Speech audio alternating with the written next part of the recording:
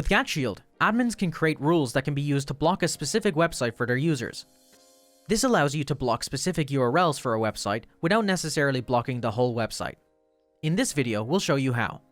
Begin by navigating to the configuration drop-down menu in GAT Shield.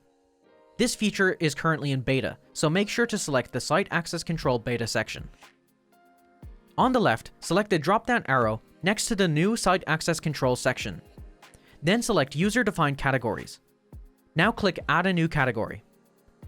Give your category a name and description. In this example, we'll block a gaming URL.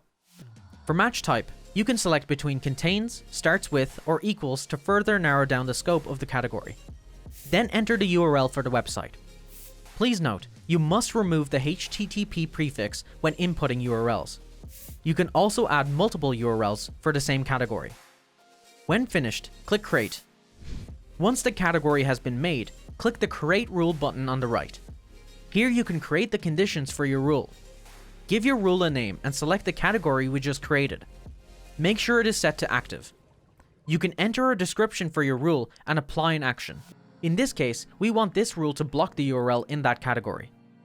You can also provide a redirect URL that the user will be sent to when they attempt to visit the blocked URL.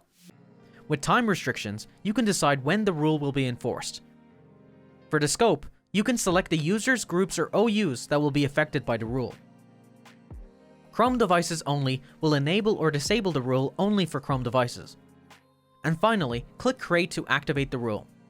Once the rule is created, the end user selected under the Scope field will be blocked from visiting that URL.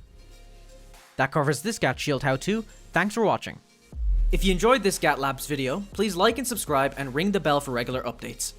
You can also get a free 15-day trial of GAT Plus by following the link in the description.